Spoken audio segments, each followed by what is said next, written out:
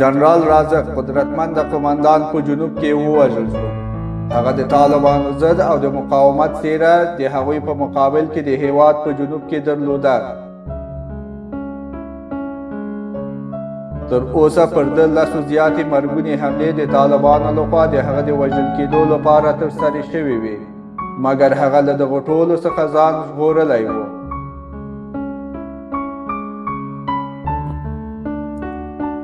جنرال رازق یوه ورځ وروسته د هلمند پخواني قومندان جبار قهرمان له وژل کېدو ووژل شو. دواړه د طالبانو او پاکستان ضد څیرې وې.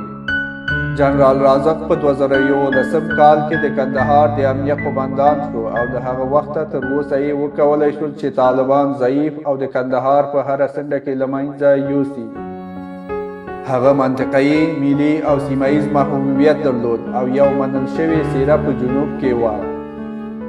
جنرال رازق د طالبانو پر ضد یو حقیقي او واقعي مبارز و او له همدې کبله د افغانستان ټول ولس د احترام او د ځانګړي محبوبیت څخه برخمن و. هغه 40 کاله عمر درلود او تر اوسه یې د ژوند ډېرې لوړې او ژورې لیدلې وې. د طالبانو په وخت کې د دې ډلې لخوا اسیر اما په تېښته بریالی شو. پلار او د هغه خپلوان د طالبانو لخوا وژل شوي. جنرال رازق د ماموریت له دورانه تر شهادته سلګونه طالبان وژلي ول. هغه په 2014 کال کې خپلو سرتیرو ته امر کړی و چې هیڅ طالب ژوندی ونه نیسي، بلکې د جنګ په میدان کې دې ووژني. د جنګ په میدان کې د هغه بریالیتوبونو د خلکو په وړاندې محبوبیت زیات کړی و او طالبانو او د هغه بادار پاکستان یې په قهر کړی و. د جبار قهرمان او د جنرال رازق له شهادت سره چې دواړه پاکستاني ضد څیرې وې، دا یې ښکاره کړه چې طالبان د بېګانه و مزدوران او د دې خاورې دښمنان دي.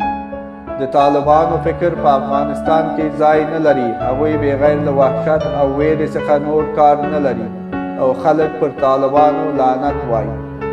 جنرال رازق په ټول 12 کلونو کې لوړ رتبه نظامي دی چې د دې ډلې لخوا وژل کیږي. فعلا او عملا جنوب د بېسرۍ له بحران سره مخامخ دی او طالبان به نفوذ او ډېر قدرت پکې پیدا کړي. خدای دې وکړي چې د هغه د ورور په ناستې سره دغه تشه ډکه کړي.